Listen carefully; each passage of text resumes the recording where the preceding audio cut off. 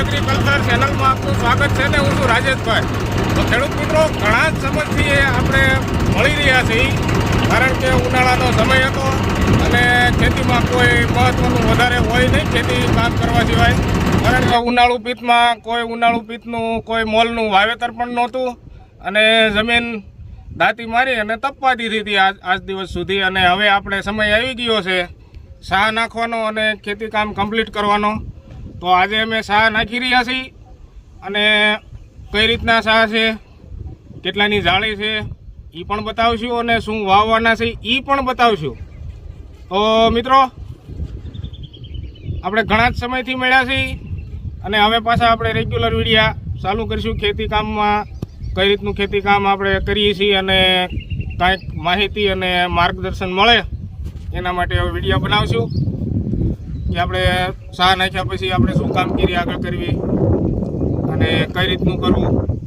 તે અમે જે અમારી કામગીરી કઈ રીતની અમે કરવી છે એ અમે વિડીયોમાં બતાવશું અને એમાંથી તમને પણ કાંઈક જાણવા મળે કે ભાઈ રાજેશભાઈ કઈ રીતનું કામગીરી કરી રહ્યા છે અને આમાં જો કાંઈક લાભદાયક હોય તો તમે પણ એ રીતનું કરી શકો.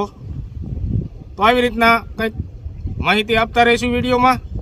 અને આપણે ઘણા સમયથી મળી રહ્યા છીએ અને હવે આપણે રેગ્યુલર મળતા રહીશું અને આગળ કોઈ પણ ખેતીને લગતી માહિતી પણ આપતા રહીશું. તો ચાલો મિત્રો, આપણે જોઈ લઈ સાહ કેટલાની જાળી છે અને કેવા સાહ નાખ્યા છે એ પણ જોઈ લઈએ. અને ઉનાળાનો તડકો અને બપોરનો સમય છે અત્યારે, એટલે મેં પણ ટોપી અને ચશ્મા પહેરી લીધું છે, કારણ કે તડકો ઓછો લાગે તો આપણે તંદુરસ્ત રહી. અને ઉનાળાના સમયમાં આપણે એ પણ ધ્યાન રાખવું પડે તબિયતનું, કારણ કે અત્યારે હવામાન ચેન્જ થતા હોય છે. જોકે રેગ્યુલર તાપમાન રહેતું હોય તો કોઈ વાંધો નહીં, આપણે ઋતુ પ્રમાણે શરીરને પણ તાપમાનની જરૂર પડતી હોય છે. પણ અચાનક ઋતુ ચેન્જ થવાથી ઠંડુ હવામાન થઈ જાય અથવા છાંટાછૂટી થાય, કોઈ વરસાદ પડવાથી ઠંડા પવનો આવે, એમાંથી જ આપણી તબિયત બગડતી હોય છે અને આપણે કોઈ તાવ છે, શરદી ઉધરસ એવું થઈ જાય. જોકે અમને કાંઈ તાવ કે એવું કાંઈ વાંધો નથી આવ્યો અને શરદી ઉધરસના એવા પ્રોબ્લેમ હોય પણ એનાથી કોઈ જાતનો પ્રોબ્લેમ નથી. અને ચાલો હવે આપણે સાહ જોઈ લઈએ.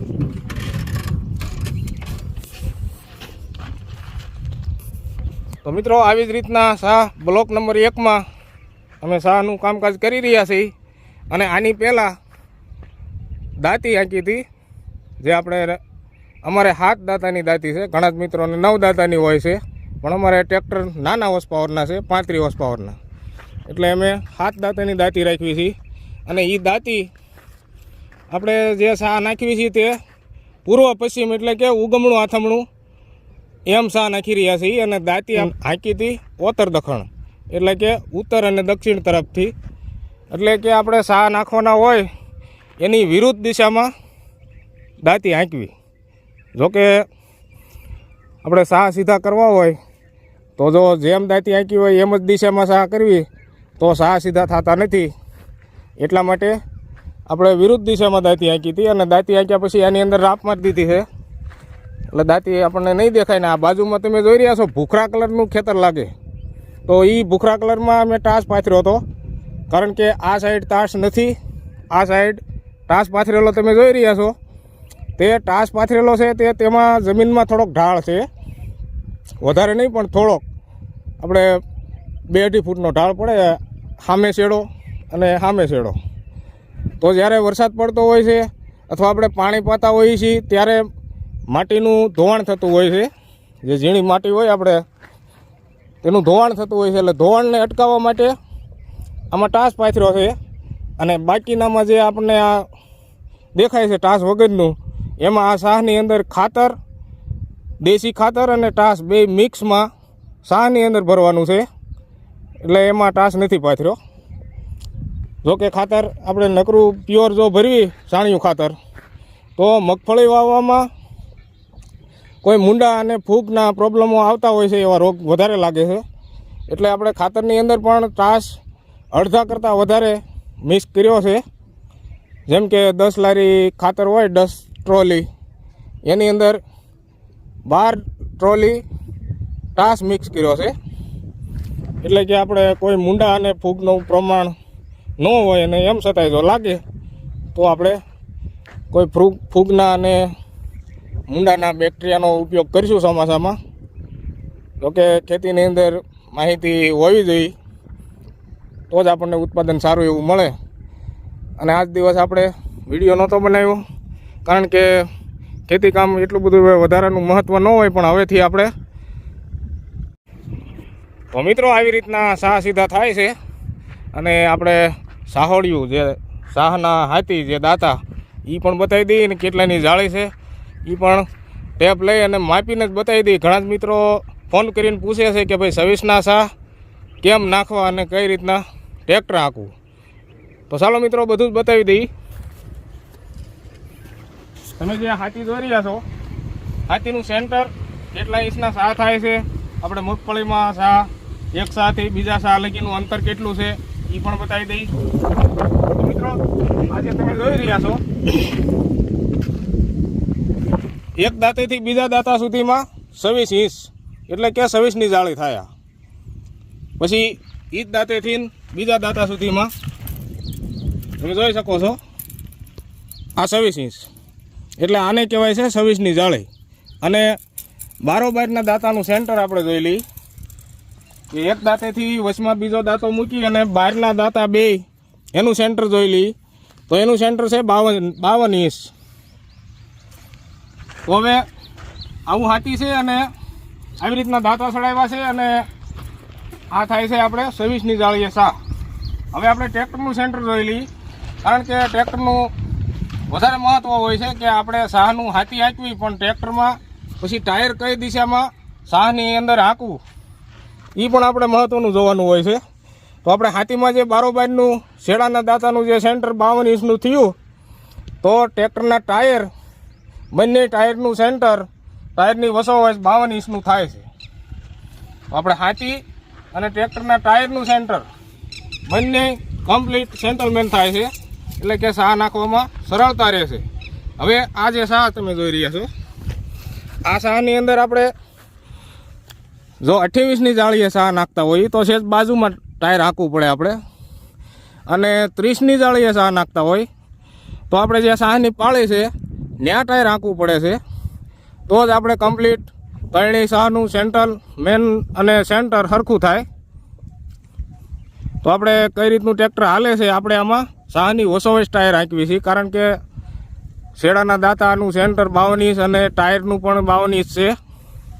તો આપણે વસોવસ ટાયર હાંકવી એટલે સાહ કમ્પ્લીટ થાય છે. અને આ સાહની અંદર કોઈ પણ આપણે એક સાહથી બીજા સાહ લગીમાં આપણે સેન્ટર જોવાનું છે. જેમ કે નાના મોટું નથી થતું ને સાહ, તો એનું પણ ધ્યાન રાખવું પડે. એટલે કોઈ પણ આપણે સાહ માપી લઈએ સાહની વસોવસ ટેપ રાખવાની શેડો એટલે 26 ઇંચ જ થાય છે. આ તમે જોઈ રહ્યા છો 26 ઇંચ. હવે આપણે બીજો સાહ માપી. આ પણ આપણે સાહની વસોવસ સામે બતાવી દો ટેપ સાહની વસોવસ જ શેડો છે. અહીંયા પણ 26 ઇંચ સાહની વસોવસ. તો કોઈ પણ સાહ આપણે માપી લઈએ બધા જ સાહનું સેન્ટર 26 ઇંચ થવું જોઈએ તો જ આપણા સાહ કમ્પ્લીટ હોય છે. હવે આપણે એ પણ બતાવી દઈએ કે ઘણા મિત્રોને એક સાહ પકતો એક હાંકડો એવું થઈ જતું હોય છે. તો એ મિત્રને ટ્રેક્ટર સાહની અંદર કઈ જગ્યાએ હાંકવું તે ધ્યાનમાં રાખવું પડતું હોય છે. કારણ કે મેં કીધું એમ કે આપણે 26ની 28ની જાળીએ જો નાખતા હોય સાહ તો અહીંયા બાજુમાં સેજા સાહની વસોવસથી બાજુમાં ટાયર હાંકવું પડે, અને 30ની જાળી હાંકતા હોય તો આ ધાર ઉપર હાંકવું પડે તો જ કમ્પ્લીટ સાહ થાય. નહીંતર આપણે સાહ એક હાંકડો એક મોટો એ રીતનો થતો હોય છે. તો આપણે આ બધા જ સાહ કમ્પ્લીટ સેટ એપથી માપ્યા. હવે આપણે ટ્રેક્ટરનું ટાયર કઈ રીતે હાલે એ બતાવી દઈએ.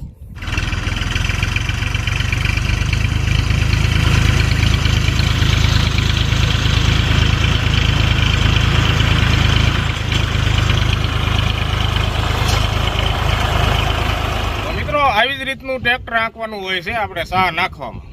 જેમ મેં સમજાવ્યું વિડીયોમાં કે કઈ ધાર ઉપર કેટલાની જાળી હોય તો ટાયર આંકવું. તો આવી રીતનું આમાં વસોવસ ટાયર હાલે છે. અને આપણે આગલા ટાયરનું સેન્ટર પણ 52 ઇંચનું જ છે અને પાછલા ટાયરનું સેન્ટર 52 ઇંચનું છે. જે આપણે મારી પાસે મેસી ટ્રેક્ટર છે. જે મેસી ટ્રેક્ટર આપણે સાહ નાખવામાં અને ખેતી કામમાં હાઇડ્રોલિક કંટ્રોલમાં બધે સારું રહેશે એટલે મેં મેસી ટ્રેક્ટરની પસંદગી કરી છે. અને એ છતાંય આપણે આગલા ટાયરનું સેન્ટરનો ફેરફાર કરવો હોય તો આ મેસીની અંદર થઈ શકે છે. કારણ કે આગળ જે ફ્રન્ટ છે તેમાં પણ વધઘટ થઈ શકે છે. જે બોલ સિસ્ટમ આપેલી છે એમાંથી આપણે નાના મોટું કરવું હોય તો થઈ શકે છે. એટલે મેસી ટ્રેક્ટરમાં વધારે અનુકૂળ આવે છે. પણ જે કોઈ ખેડૂત મિત્ર પાસે ટ્રેક્ટર હોય તો આપણે સાહના દાતાનું માપ કરી અને ટ્રેક્ટરના ટાયરનું સેન્ટર કેવડું છે, ક્યાં ટાયર રાખવું, તેને ખુદને થોડુંક ધ્યાન આપવું પડે એટલે સાહ આપણે રેડી થાય. તો હવે આપણે બીજા સાહ પણ જોઈ લઈએ કે કેવા સાહ થયા છે. કે એવું નથી કે ભાઈ 2 ઉથલું મારીને હારા સાહ દેખાડી દીધા. આપણે આખા જ બ્લોકની અંદર સાહ બતાવી દઈશું. તમે કોઈ પણ સાહ જોઈ લો, નાના મોટો પણ નહીં અને સાહ વાંકો પણ નહીં. જે આ સાહ સીધો બતાય બધા જ સાહ સીધા જ છે. અને સીધા સાહ નાખવા એ પણ આપણો શોખ હોય છે. અને ધ્યાન પણ બહુ રાખવું પડે કે જે ડ્રાઈવરની નજર બાજ જેવી હોય એનાથી જ સાહ સીધો થાય. આમાં તમે નજર આડાવળી ફેરવો અને કાળજી ન રાખો તો સાહ સીધા ન થાય, વાંકા જ થઈ જાય. એ તમે આ જોઈ રહ્યા છો કમ્પ્લીટ બધા જ સાહ સીધા છે. અને હજી આપણે બ્લોકમાં આગળ વધીને પણ બતાવી દઈએ. જે આ બ્લોક નંબર 1માં જે આપણે સાહનું જીરું હતું ટપકમાં વાવેલ એ જ બ્લોકની અંદર આ સાહ નાખવાનું કામ ચાલુ છે. તો સાહ વાંકો થાય એ જે ખેડૂત શોખીન માણસ હોય એને સાહ વાંકો ગમે નહીં. કારણ કે સાહ વાંકો થાય એ આખું વરસ પાછો આપણે સાહનું વાવેતર અને હાથી આંકવાનું અને એ આપણે આખું વરસ આખી સિઝન જોવાનું રહેશે. પણ વાંક રહી ગયો. જોકે મોલમાં કાંઈ ફેર ન પડે, મોલ જ તો થતી હોય એવી જ થાય. પણ આ એક સાહ સીધા કરવા એક શોખની વાત છે. જેને જેવો શોખ એ પ્રમાણે સાહ થાય. પણ આપણે ટ્રેક્ટર રાખવામાં ઘણું ધ્યાન રાખવું પડે તો સાહ સીધા થાય. અને ઘણા જ મિત્રોને સાહ નથી પણ સીધા થતા. પણ એમાં થોડા પ્રોબ્લેમ રહેતા હોય છે કે ભાઈ એની પહેલાં આપણે ક્યુ હાથી હાંક્યું હતું.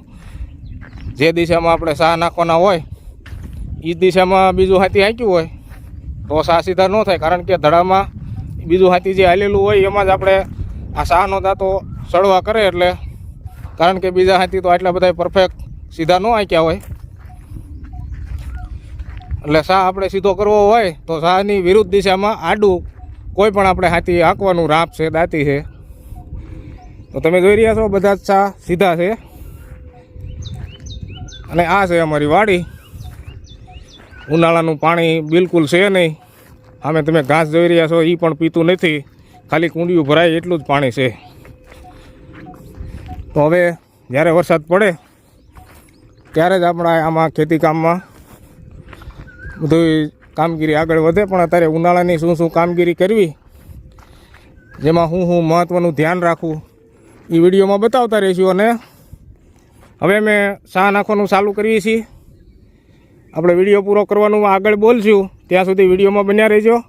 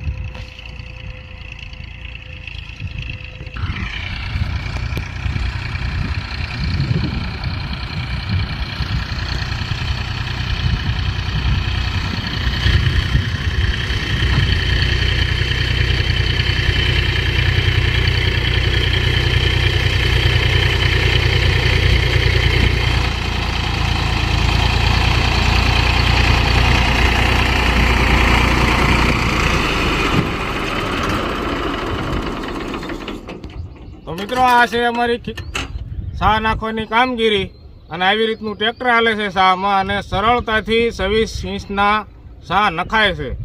જેમને ઘણા જ મિત્રો ફોન કરતા હોય કે 26 ઇંચના સા નાખવામાં કેમ થાય કે ટ્રેક્ટરમાં સારું રહે આંકવામાં કે અથવા આપણે ચોમાસામાં હાથી આંકવામાં સારું રહે, તો બધી જ રીતે સરળતામાં 26 ઇંચના સા સારું એવું કામ આપે છે અને ટ્રેક્ટર આંકવામાં પણ સરળતા રહેશે. જે ટાયર તમે જોયું સાની ઓછો આંક્યું એટલે ટ્રેક્ટર આડાવડું ફગે પણ નહીં અને સા પણ કમ્પ્લીટ થાય છે. જે આપણે ધાર ઉપર આંકતા હોય તો ક્યારેક આપણી ધ્યાન ન રહી હોય તો ટાયર લહેરીને પાછું સામાં આવી જાય, ત્યાં નાના મોટા સા થાય અને વાંકા પણ થાય.